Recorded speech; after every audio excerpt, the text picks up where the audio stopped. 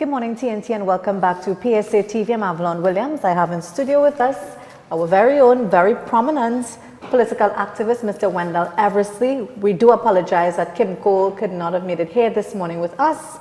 So later down in the week, we're going to have Kim Cole here in studio with us. Wendell, good morning. How are you? Good morning. I'm fine.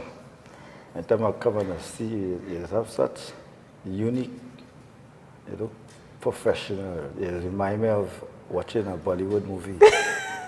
Thanks to my clothing line sponsor, 212 Locations, Blanix. Thank you, Nash. Nash is the one who puts my outfit together every day. You better tell him, let me start advertising too. Give me some suits. I'll talk to her. All right. I'll talk to her. Wendell, how are things going with you? Well, I'm busy this week because my big protest is coming up on Friday. Mm-hmm. All right, where the stage is all set because I get all approval by the Trinidad and Tobago Police Service for my walk, my walk and protest. Okay, so it's no stopping you at this moment. From You're 7, going full-fledged. we got in from 7 a.m.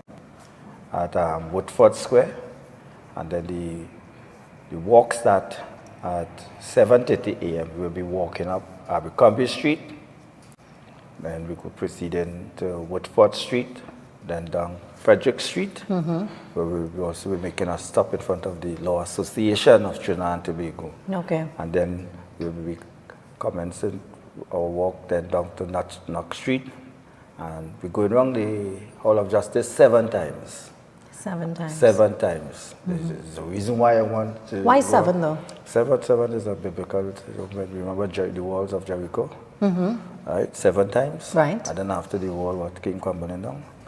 Right. So 7 times we are going, and then we're going into Woodford Square for our public meeting.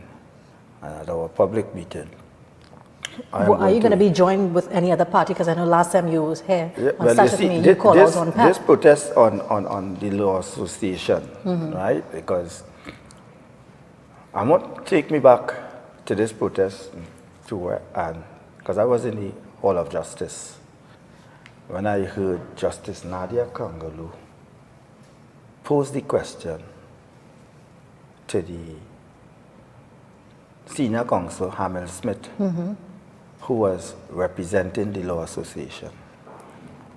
In the Law Association, president was there. Senior counsel also, Israel Khan was in the court. Right. A lot of other prominent attorneys was in the court. I could also recall that former Attorney General John Jeremy was also there. And when you hear the senior president, the senior counsel, who is also the president of the Law Association, Douglas Mendes, was also in the court. And when the judge, Nadia Kangaloo, asked, what is the public perception of the Law Association? How you felt about that when that question was raised? I said, well, finally, right, someone on the bench is asking the question, what about the public perception? What about all your organization? What about what the public think of your organization? Right? How will you govern all your affairs? And one of the questions I want to ask on Friday, and which is it? How come the Law Association of Trinidad and Tobago is not dealing with their very own members who have been charged by the Trinidad and Tobago Police Service, and also who judgment was handed down on them? Wendell, you really think politicians will make jail in this country? Politicians? You really think anybody will make jail in this country? I think so long as we have a corrupt police service, investigators who are independent with their investigation, right, and who think about the constitution of our country must be upheld, then I will see politicians, lawyers making jail. Because look what Trump facing right now. Right. You know, in August alone, they record about 12,000 lies Donald Trump tells. Do you know that the impeachment inquiry was going to be start tomorrow, and it will be televised live in the public? Because even up to last night when I was watching CNN News, they showed you the stage, how it's set up, how the room set up, everything for the impeachment to begin, right? And the amount of things will be come out. Right? Because if you even look, even the former AG, not the former AG, the present AG of America, right? Certain things they want him to come, even Donald Trump wanted him to come and give a public press conference, and he don't want to go and do it, right? And it shows that they look at the rule of the law and constitution, right? Is more important than the person. But here in Trinidad, there are corrupt politicians, people who judgment was handed down on them, sitting in the Senate as a senator, and we have to call them honorable this, honorable that, because when you see the speaker say the honorable Senator Gerard Ramdeen, and a judgment was handed down. A judgment was handed down by the Appeal Court of Trinidad and Tobago in 2017 on Gerard Ramdeen. And when you look at Gerard Ramdeen, when you look at Daryl Smith, when you look at Mali McDonald, I didn't hear no judgment handed down on Daryl Smith. A judgment was handed down talking about people who the court found guilty, right? And what the judgment was handed down on Ramdeen for, and he was ordered to pay costs, and because of a dead person, right, receiving a dead man money. And then after, on top of that, he come back and be charged. And here listen, when he get charged, it's then he decide to step down, All the time, his leader know what charges that was brought against him. Do you really think and still have him, but it's public knowledge. Go and you see pull up and you see 2017, right, where judgment was handed down by Gerard Ramdeen, right, where the appeal court slammed Gerard Ramdeen. And you would read the judgment, and you would read what they also refer him to for the law association, right? What about the ethics committee? What about other lawyers, right? Listen to me. We have a problem in this society. If you do something here, and they find that you're being investigated on it, they will put you on the set. They will remove you until you clear your name. But the law association, lawyers who charge, still running up in the steps, representing people. What example the law association is setting to this country? Why are they resisting changes in the judiciary? Look what's going on right now. Do you know that the law association, right, when it comes to section 137 said that the only person could trigger off section 137 concerning our constitution is the prime minister to trigger that for impeachment on the chief justice. Do you know the law association looking at 1.3 million people as fools and put the prime ministership in the hands of Justice Kukaram on the 19th of February 2020? So Justice Kukaram is going to tell the prime minister, you have to trigger off section 137? How do you feel about this? Sorry for cutting you off there, but I just want to keep this in mind closely. How do you feel about the whole Daryl Smith situation, though? As I said, the Daryl Smith situation is one that not only Daryl Smith, all politicians. In particular, him. He called that upon himself.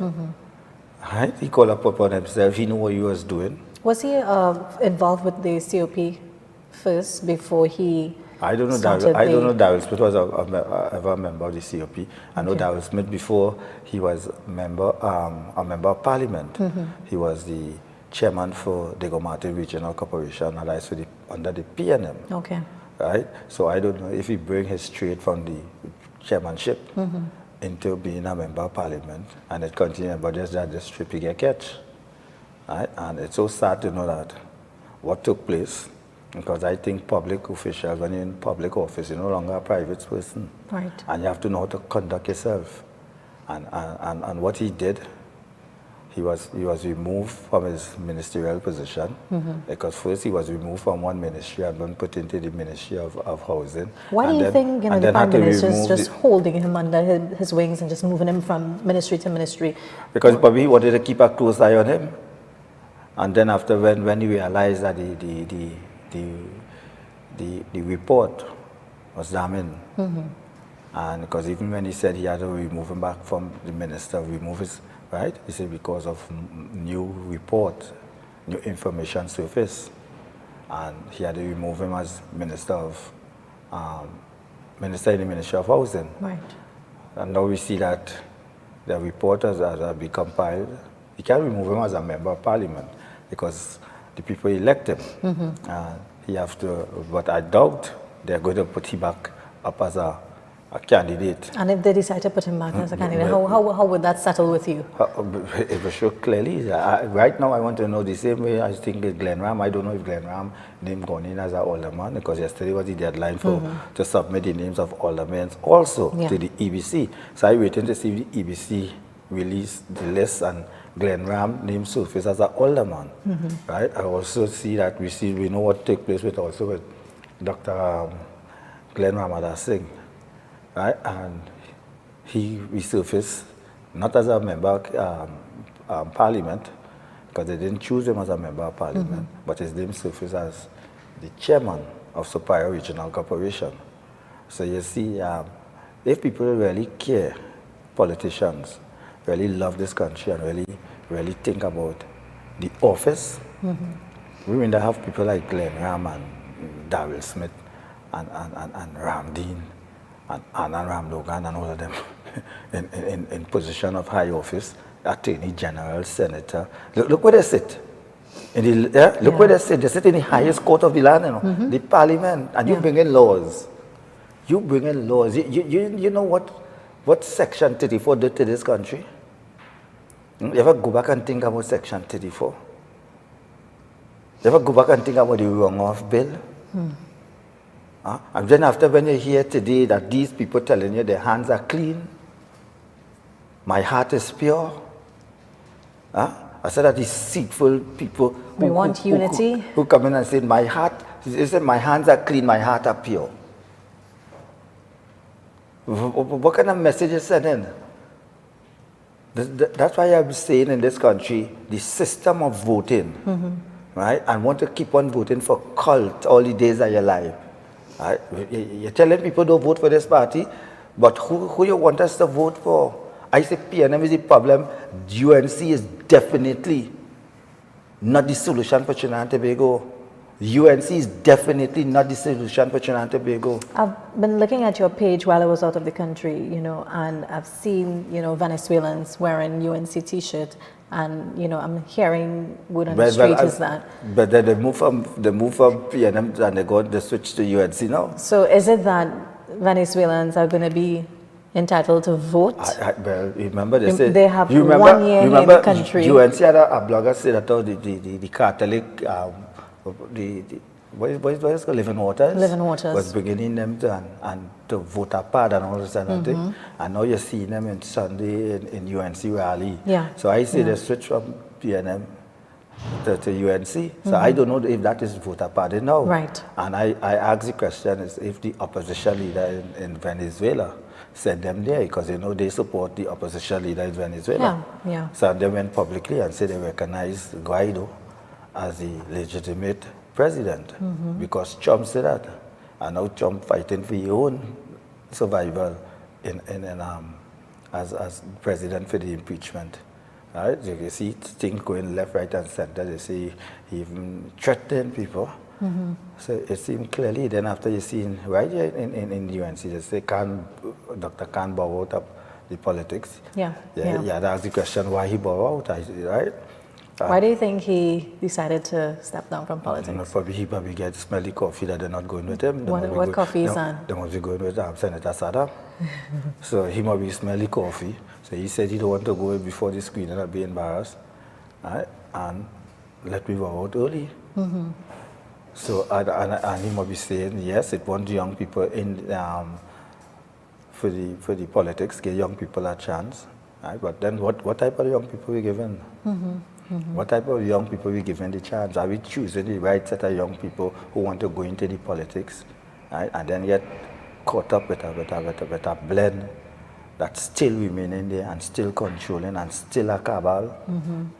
Because if you read what Jack Warner said about last week, some interview he did, he talked about Kamala have a cabal around her. He said the cabal still there. Right? He said the cabal still there. And if you're hearing this kind of talk, right? And then you're hearing all kind of things surfacing with the Well, for Jack wanted to say something like that. I mean, he said the cabal still there. He probably knows what's going on. Right, the cabal, because he was around them.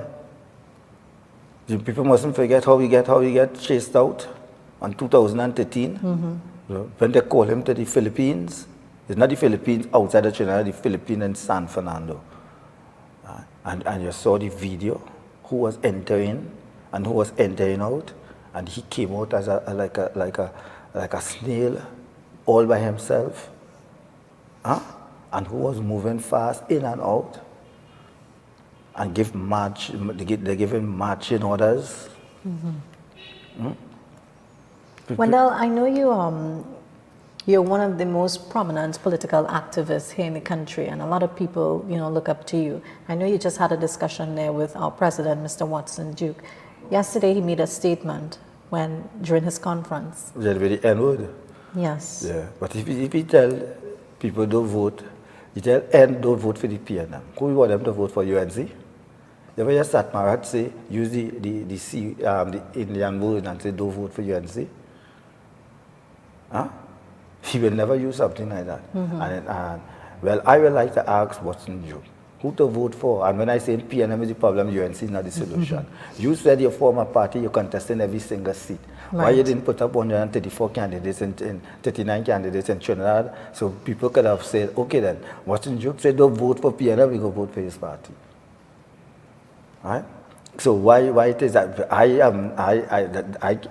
don't know why he made that statement. But I know for surety, if people are voting for COP, right? Because COP set up some candidates, we set up the luxury of 139 candidates. We set up what we can afford, right? And because COP is not a party where you have the luxury of the two major political parties, right? Because I don't know if Watson Duke might have the luxury of those two major political parties and having 41 candidates, right, for the general election next year. Because we know we have to face the general election next year. So I don't know if you have that 41, that luxury with all that money. But what I know, we need campaign financing. And we've seen a lot of goodies, people going around in truck, right, interrupting other people's meetings. I also saw that where the UNC went into the PNM, but do you see a big issue with that? But that is total disrespect. I will never encourage something like that. Why? Because and on top of it, you said to us you do not know that other meeting. And when you hear the commissioner of police say that they knew about the meeting, also that could have been. Do you think the opposition leader did that intentionally, though, Wendell? If she did that intentionally, we gotta look at it both sides, Yes, because if she knew that they had a meeting there, and then knowing also that she was a former prime minister, former head of the National Security Council, and knowing that you the opposition leader and prime minister in waiting, let's flip the coin around. If it was she in power and the PNM passed there, what would I said? You'd have heard worse of things. You'd have said that they wanted bloodshed to flow. You know that could have turned out nasty. Thank God that our politics in reached to that level. We see those kind of things happening right in our neighbor, Jamaica. To me, every time it's this time of the year with elections and stuff, you see persons clashing, you see things, you see UNC in person underneath some stage in PNM campaign. You see it all the time. But the clash, but you don't see the clashes what we see in other countries, right? There was dress up a fella in a UNC jersey and he will go, or a fella in a PNM jersey. Yeah, I remember a couple of years ago I saw that he was wearing a PNM t-shirt and a UNC t-shirt, and you didn't know whose side he was on. No, and then after you have other people that receive all kind of people jersey. I remember Esmond Ford, right? Because he know I does attack PNM. He present me with one of his T-shirt when he was going on. He said, keep this as a souvenir, and I accept it. Right. I don't wear it. Okay. I still have it. You have it home? Yeah, Esmond Ford gave me that because you have intentions of wearing it anytime? I wouldn't wear it. Okay, why you wouldn't wear it? I just COP. Okay. Right? And if would you wear a PDP T-shirt? Oh, Watson Duke T-shirt? Yeah. Watson Duke, you're asking me something. I didn't think about. Would you wear a PEP T-shirt? Because I see last time you called out PEP to join your rally. Yes, and I called out Watson Duke to join my rally Friday. So if you're not wearing the T-shirt, why are you calling them out? Duke is a man fighting for the why people. Why are you calling them out for support Wendell? If why calling them support? This is a national issue. The Law Association is a national issue. Right? Watson Duke speaking about national issues, what he said, that how the PNM treating workers, he called the fire, he called the inland revenue workers, the salary and all these different things. Right? And that's what he speak. He said, and then after he tell them don't vote for. So he said the reason why he's saying this thing is because they're treating them well bad, they don't care about them. Let's look at it on Mr. Watson Duke's side as a leader of a trade union movement. All right? Are you telling me that trade union leaders are not entitled to speak out? Because I had a discussion this morning as well with Akani Did he speak out as a trade union leader this morning? His message that he sent out, it came from the PSA leader, right? He said he's speaking. When we look, I didn't hear this. If it is, you recall, this whole Sedition Act is a sort of form to muzzle trade union leaders in particular. We know that Watson Duke has been a threat to a lot. We know that. Let's be real. The marks is something. Seals, right? Inspector Seals, who was he? Right. Michael Seals. And he was charged under this Sedition Act. And what he said, when Watson Duke get charged?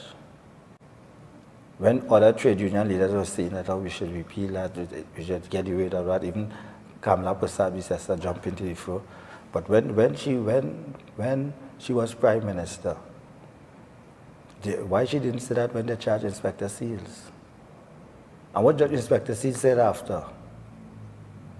Even this, he said the act shouldn't be abolished. It should be off the statute book. So you see, so other leaders, trade union leaders, and then after Watson Duke, I think he's the president of the National Trade Union Center. So his other executive members who will come out and support him. But I haven't heard Watson Duke comment concerning the oil field workers trade union. Right. I didn't say if he come out publicly and say he's supporting his comrades. Right. I think he's busy since this whole Sedition Act. I mean, he's dotting his I's, crossing his T's, so he doesn't want to come forward to say anything really. It's always time and place for him. But this morning he talked about the N-word. Right. He could have said also this morning, I standing with my comrades and them in the oil field workers. When you look at Mr. Duke, right, it takes something to trigger him to come out, and then, that's it. So we always have to wait on that timing with Mr. Watson Duke. So I have been waiting for him to come out regarding the whole OWTU refinery as well. Okay, Watson Duke said he's going home the end of this month. Okay. Is he going home? Did you ask him? Because you had a discussion with him before you came on set. He told me he's not going. Really? He's not going. Okay. Because he said this would have been his month when he was saying bye-bye to the PSA, one of the largest, it is the largest trade union movement. But this is new news to me. I wasn't told that. But I asked him the question. Okay. So you asked him this morning? I asked him this morning. Okay. Right? And he said, no, you're not going on the end of this month. So I don't know if he's holding on for another 3 months or so, or until they have the election. Right. Right? Till PSA have the election. So we don't want to leave the trade union leader without a president. Although he has vice president 1, 2, I think it's 3 vice presidents. 1 and 2. Yeah. So you probably don't want to leave them at the hem. So you probably were going to hold on until the election. Right. So he said that this morning because I asked him plain, I said, are you going on the end of this month? Because we're in November, I didn't say that, And when he told you that news, I mean, what was your reaction? That is how politicians speak. All right? Politicians say they're going home and they'll go home. They just want to hold on until they drop down on the work. And some of them just have to be forced out. Do you think that will happen with Mr. Duke? I never said that. I never said that, but I think that will happen with Mr. Duke. I never said that. All I know that Duke is the Duke of Abercrombie Street. Right. Right? Not the Duke of Edinburgh, the Duke of Abercrombie Street. So he's a powerful person on Abercrombie Street. Right? Do you see Mr. Watson Duke as one of the good leaders here in this country? One of the good trade union leaders. Trade union leaders, yeah. Fighting, yes. But you see, do you think he fights good enough he fights, for workers? I just always say when trade union leaders, when there's leaders of the union, they fight for the workers. Right. They do all sorts of things to make sure the workers get a better day working condition, right? But when they into government, they abandoned the workers. The same workers who they fight for, right? Because now they say that they take a government policy. And the government policy that they take now is for the people of Trinidad and Tobago. Are you referring to anyone in particular? But all trade union leaders, when they enter government, right? Look, and they said Jennifer Baptiste Prime was now saying, she said publicly, she's the Minister of Labour for Trinidad and Tobago, right? And she had to take a government policy, collective cabinet decision. This next one who was the president of the oil field, the sugar workers trade union, right? Now what he doing? He take a government position. The same Errol McLeod, who was one of the most vicious person for the oil field workers union. When he come, what he did? His own comrades, his own president, who was vice president under him, attacked him for not standing up for the oil field workers trade union. So he said he abandoned them. So who knows, if David Abdullah is the prime minister today or tomorrow, he might do the same. How do you feel about David Abdullah's leadership? Leadership? I never give it any sort of big thought. David Abdullah, being David Abdullah. I mean, I know a lot of persons have been questioning where he's getting funds from to finance his campaign and stuff like that, which is, you know. I think David Abdullah would have he would have remained better in staying in the trade union. I don't think that the country ready for David Abdullah style of leadership. Okay. Right? That's all I would say. I wanted to ask you why. I don't think the country is ready for David Abdullah's style of leadership. You think they're ready for COP, political leader style of leadership? But she's a brilliant woman. Right. Very, very brilliant. Is your political leader ready? From the time the USC hear that name, boy, all kind of madness they say what you. If talk could have killed somebody, Lindsay Prasad Bicham would have died a long time. Right? I know she's a woman of she's a brilliant, she's a no-nonsense woman. Yeah, she's a no-nonsense woman.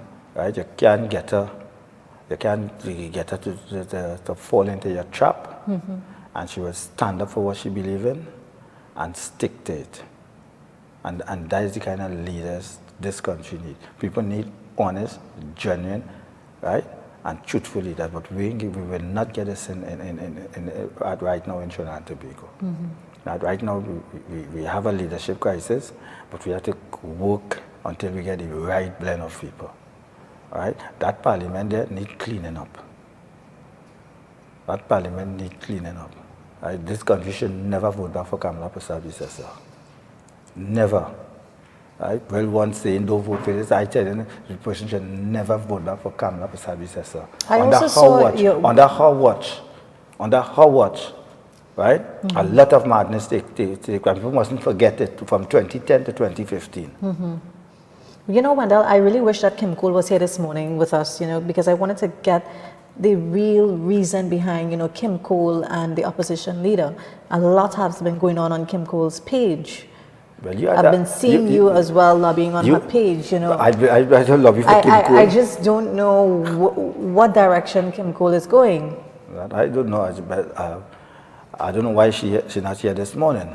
Yeah. Right? Because I know you probably had a lot of questions to ask her. Yes. Yeah. So she probably know why she didn't come this morning. I don't know if she might be getting cold feet. Cold feet for what? For you? Not for me. I don't know. I don't know if she must be getting cold feet, but I know how to I think Kim is a strong person. Kim never backs down. I know how to be the lion of the jungle. That's right. The lion of the jungle. Right? That's right. She like a fight. That's and right. When I see a challenge, a lot of people, a lot. I mean, she's very brave. She's a brave individual. Even this morning too, I see she hit Watson Duke and knockout punch. Really? Yes. I missed that one. I see she hit Watson Duke. I said, well, where did you Kim Cole is Mike Tyson now? She's knocking out people.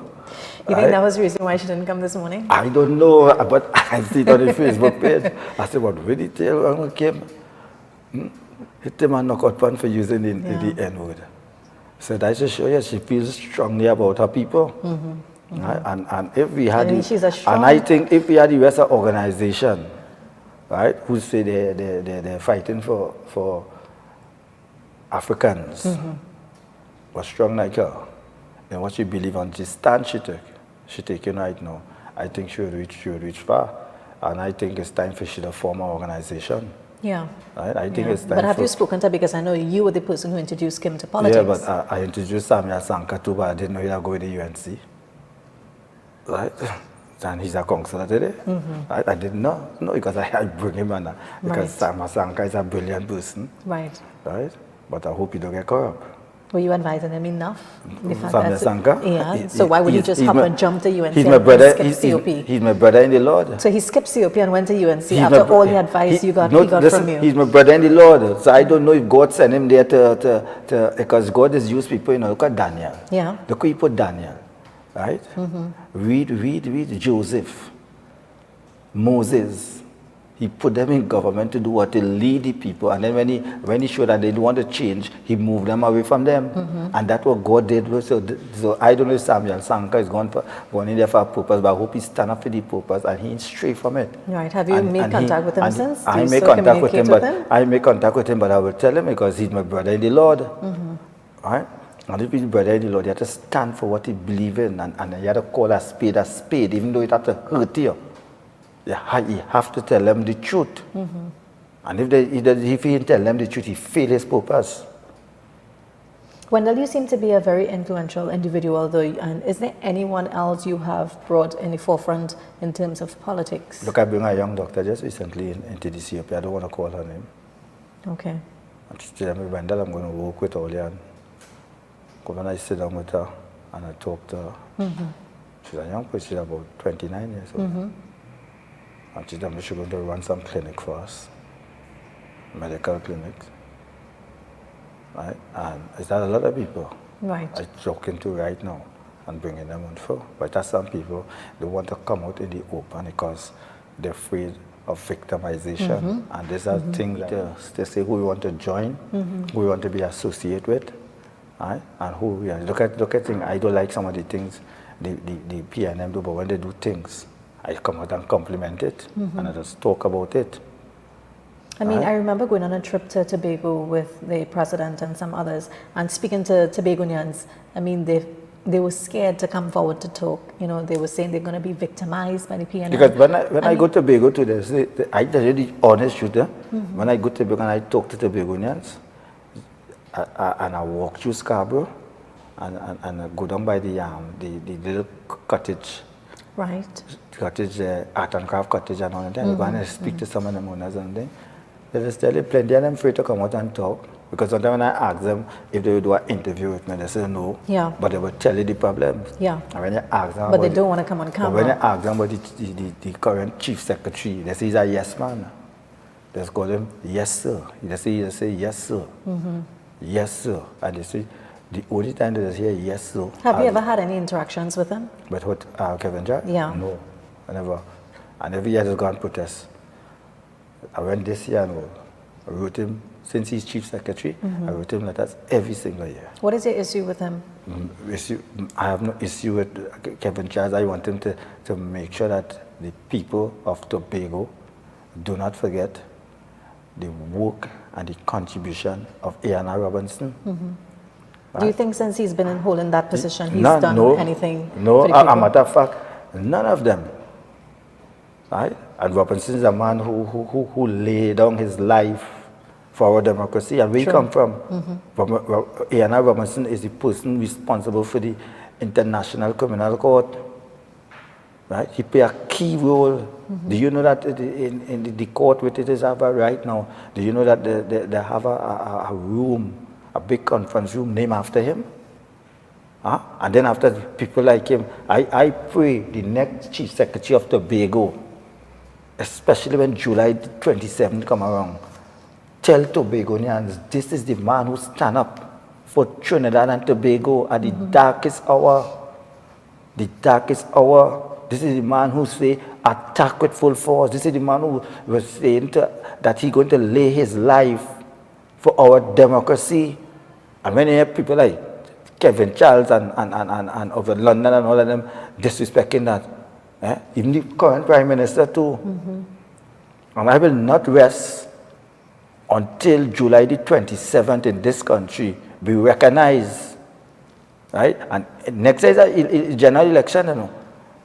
And July the 27th, which is the 30th anniversary of the failed attempted coup, I want to see how much of them come in to lay wheat at the parliament, because the 25th, I'm walking from Scarborough. I'm going in front of the Chief Secretary office again, you know. I'm going a day before and I'm writing them a letter in about 2 weeks in advance. Right. And I'm writing Duke, Watson Duke, Crystalline Moore, Hochar Charles, because Hochar Charles, Crystalline Moore and Jack, all of them ganging up together.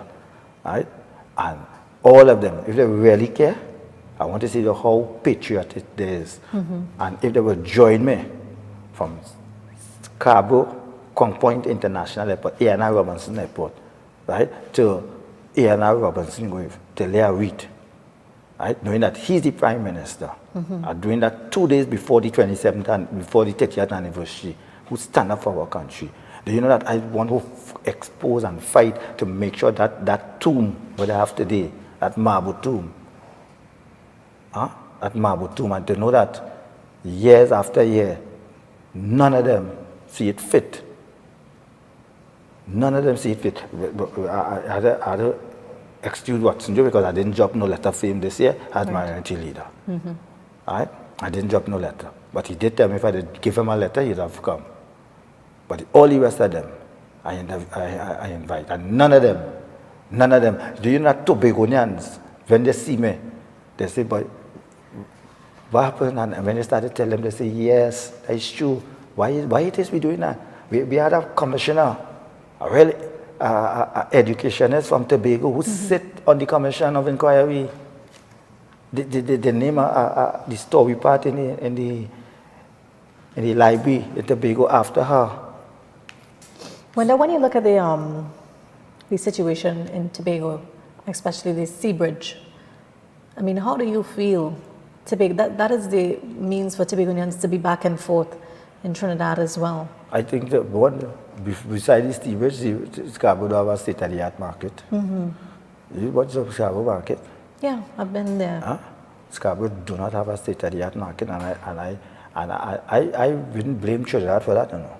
I would blame the Tobago House of Assembly for the state of Scarborough market, because the amount of billions that they're getting every year, right? From the time you come off the port, look at Scarborough.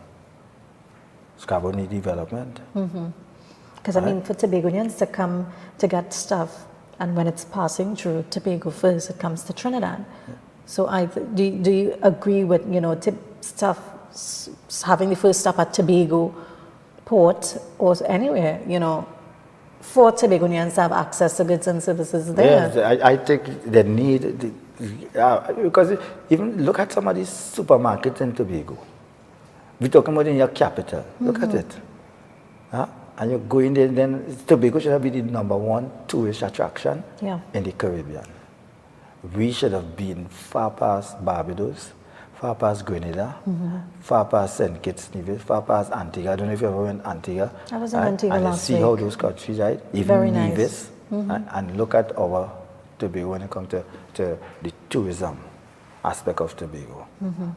When you go to Tobago now, you can't say get a good crab and dumpling. Because why? Things just falling apart. I mean, they said they felt forgotten by their prime minister. So, well, they say right now Tobago House of Assembly is the main employer of Tobagonians. Right? And then you had to ask what kind of job is it. I remember, I could tell you, somebody tell me recently in Tobago who have the degree, someone on the job training, they say the contract coming to the end of this month, next month, they don't know where to turn to. The healthcare system is in a mess as well. A 2 year, right? You don't know where to turn to. So I don't know if they're doing anything to create employment in Tobago, because you can't have people finishing university, finishing secondary school also too, right? And who on the job market and don't know where to turn to.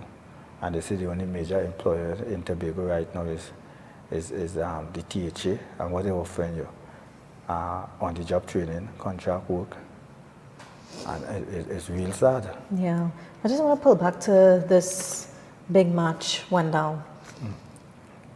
Would you be having performances and all of that at this match? Who is going to be coming forward to speak with you? Because I know you called on Pep. I call on all rightful thinking citizens of Trinidad and Tobago. I call on all also people who have issues, because when I walk the streets, a lot of people telling me they like the stand that I'm taking concerning the law association. Yeah. And they're saying it's time people stand up and talk for them. Right? And when I listen to them, I say, well, the only way I could talk for you, all that come and show interest. Come out and show that you all mean business. Because without us, there's no lawyers, you know. That's true. Who are some of the persons you have invited? I invited plenty of people. But who are the speakers for this protest? It will be an open platform for people to come and voice their opinion. But Kim will be on the platform? I don't know if she will come on the platform, but last protest I invited her. I don't know if she will come on this protest. Have you made contact with Philip Alexander? No, I'm not going to make contact with no one to invite. It's on my Facebook page, already going around to the media to inform the public what is taking place. I'm also contacting certain individuals to ask them to come and play a role. Because do you know that same day, the Law Association, with the case management for the matter they have against the Prime Minister concerning Section 137. And do you know that the stage is also set for that hearing? Okay. So how come the Law Association want everybody to answer them?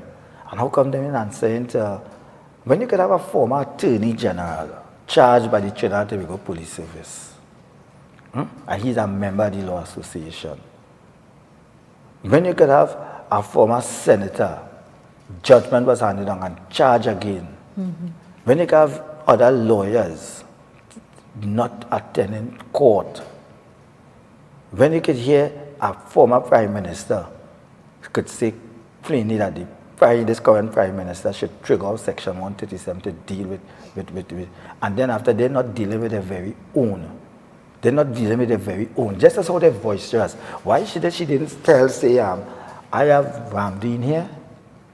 As a matter of why all the ethics committee or the disciplinary committee not telling them fellas step aside, clear the name, and then come back in the courthouse of the House of Lawyers, the Hall of Justice and the Magistrate Court.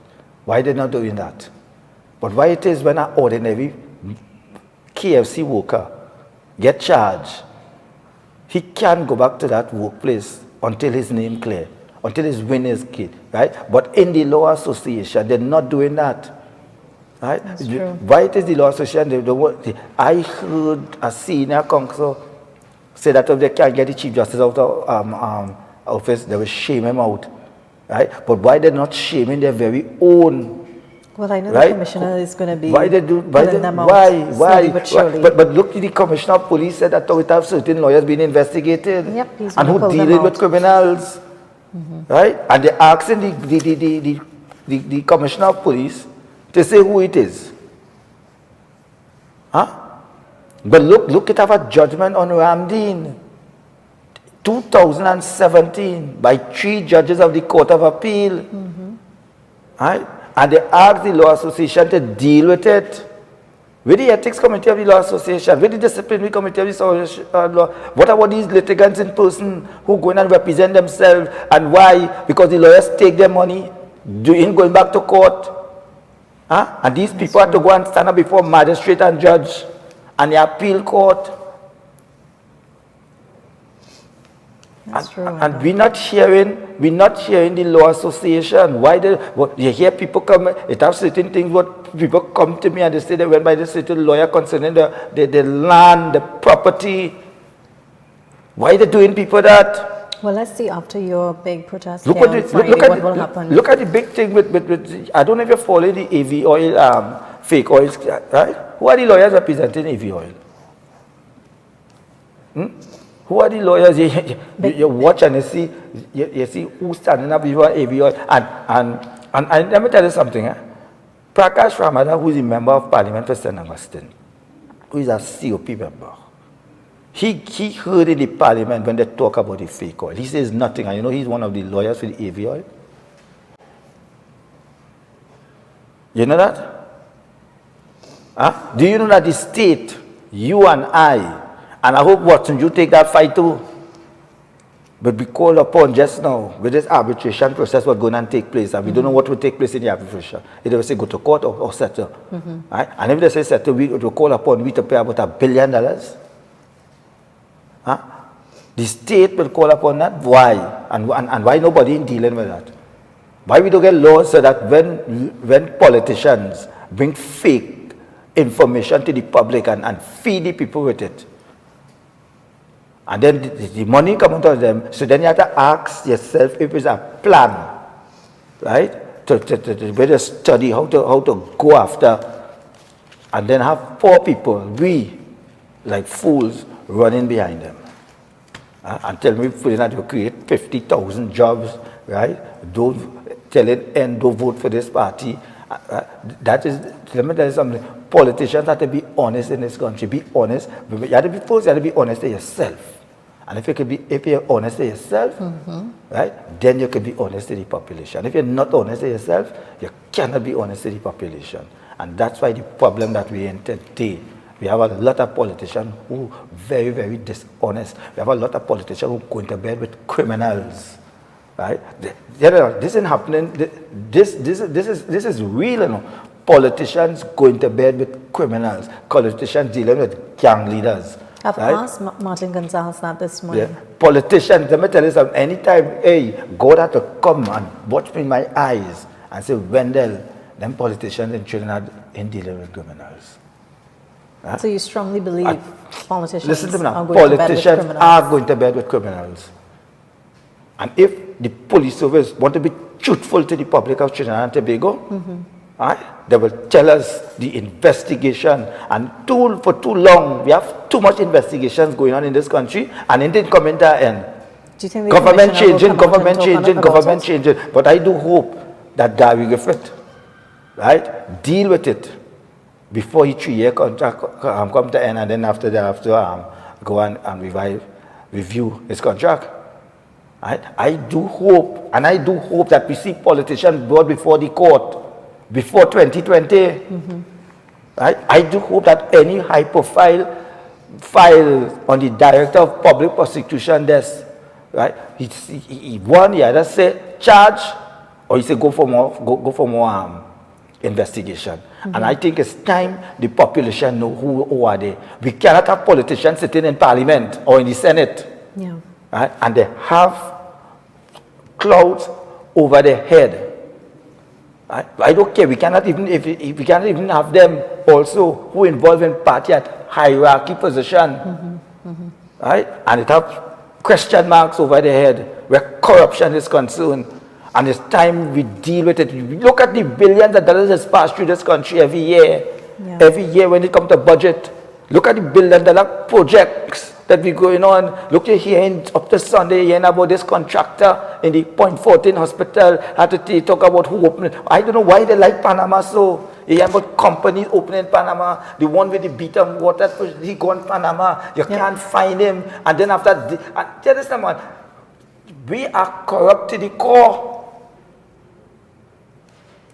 And why people and people blinded, they vote in cult, right? Do you think citizens know what they're voting for? Huh? Do you think citizens know what they're voting for? Why they're voting? They're voting for corruption, and the leaders telling them, vote for me, and they will fix this, they will fix that, and then what?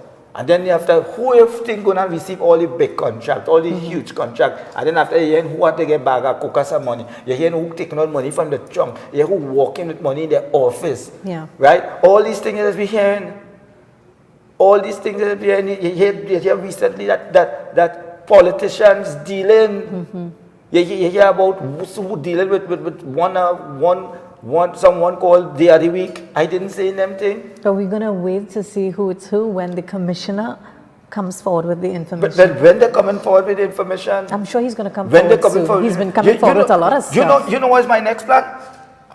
Let me tell you something. Somebody had to stand up for this. Could take one person, right, to change something. My next plan, and I'm doing it, in January. I go in front of the commissioner office and sit down there, 6 to 6, We had to know who are the crooks as politicians in this country. And the commissioner, I say in there, I am going and say from 6 a.m. to 6 p.m. every single day.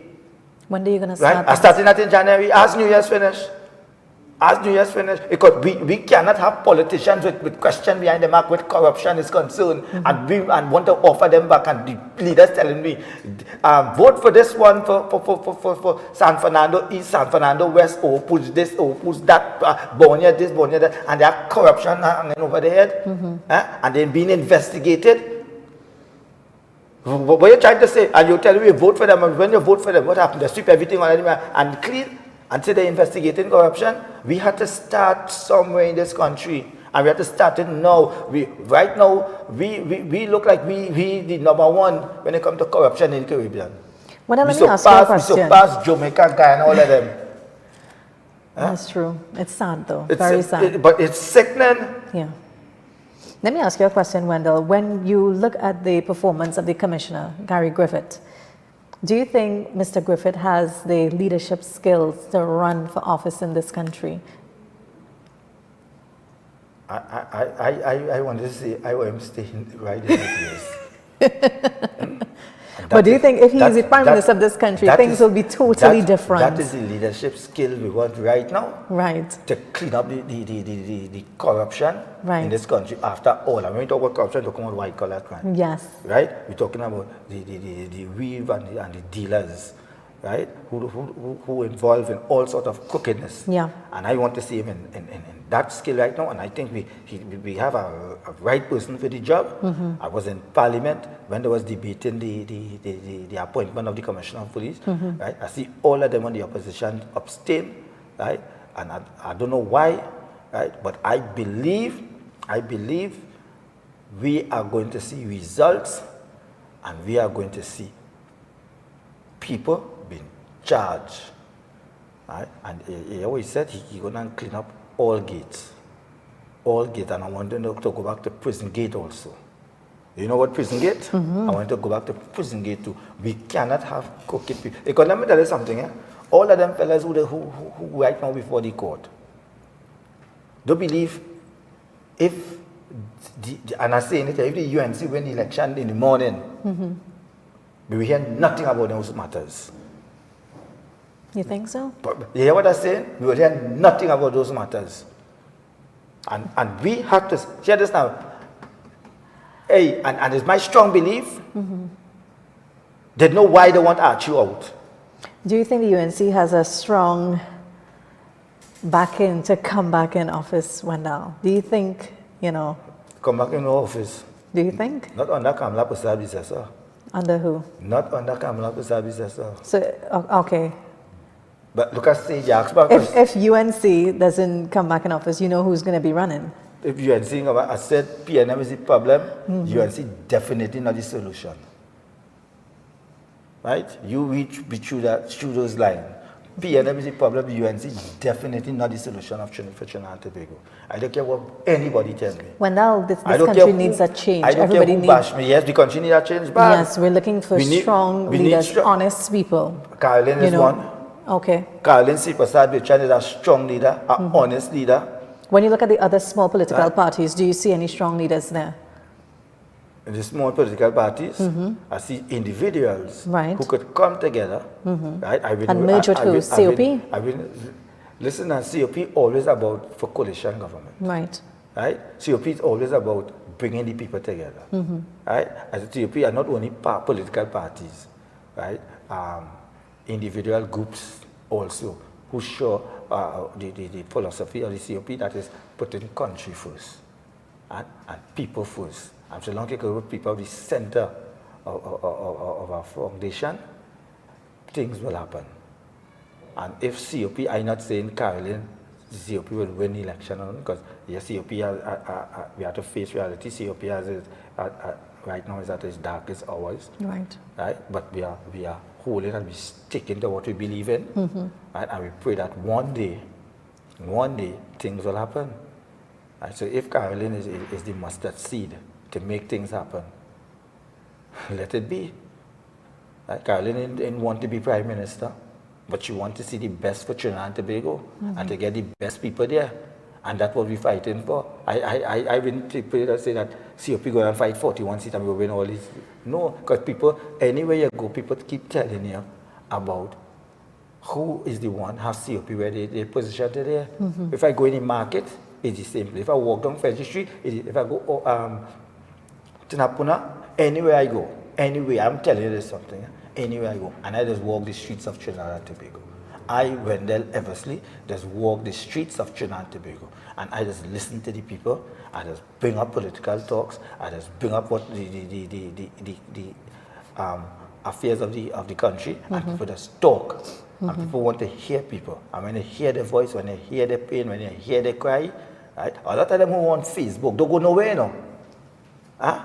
A lot of them on Facebook, all they do want to mark your page and make comment and the kind of this, that, and when you ask them to come forward, they ain't come in.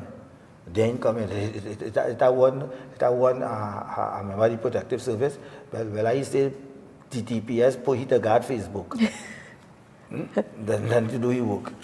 Really? Who is that? I call him the name of TTPS, put hit a guard Facebook.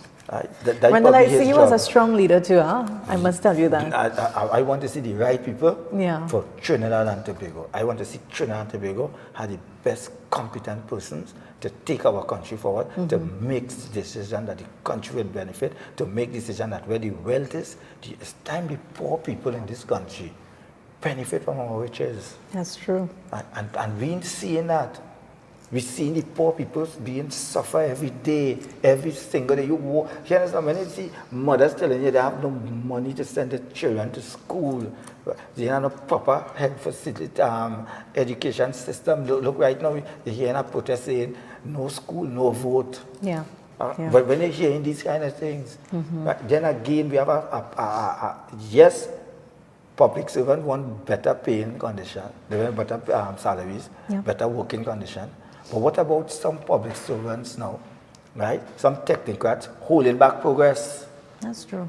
What about some of them holding back progress? What about some of them using delay tactics in delivering goods and services? Because when they hold back that, they're suffering the people too. What about we have people, hear this now, we have people have to think about Trinidad and Tobago, forget about party. Whoever party, put aside that after you become servant of Trinidad and Tobago, you become servant of PNM, you become servant of UNC, you become servant of COP, you become servant of what's in your party? PDP. PDP, you're servant of the people of Trinidad and Tobago. You have to put aside politics. And so long as we could do that, we will have a better society. Because right now we have people saying, he's a PNM, I'm doing no work for him. He's a UNC, I'm doing no work for him. I will keep back this progress. And then we have technocrats and public servants leaking confidential information. That's very true. And all of them had to change their act. When we had judges want to be politicians too, that to know that their job are independent from the running of the day-to-day affairs of the country. That's why we have the judiciary, that's why we have the legislative, and that's why we have the executive. And we have to separate these. We have to start thinking about Trinidad and Tobago. And so long as we can think about Trinidad and Tobago, our country will move forward. Right now, our country is stagnant. Right now, our country like still black, murky waters, right, in a drain going nowhere. And why? Because that certain people feel that they should keep back this until their party come forward. And then when the other party come forward, the other people say, I will keep back this until their party come forward. Some people say, the treasury is our own now. We have to be, why they don't say the treasury is Trinidad and Tobago own? What about the oil that God give us? God give the oil for Trinidad and Tobago, you know. Not for fake oil, you know. That's true. It's give for Trinidad and Tobago. Well, I just want to, before we wrap up this interview, would you be streaming your protest on Friday on social media? No. If you want, if PSA TV want to come and stream it, it would be great. Okay. I will try to do my best and I will come down to capture some. And let me tell you this now.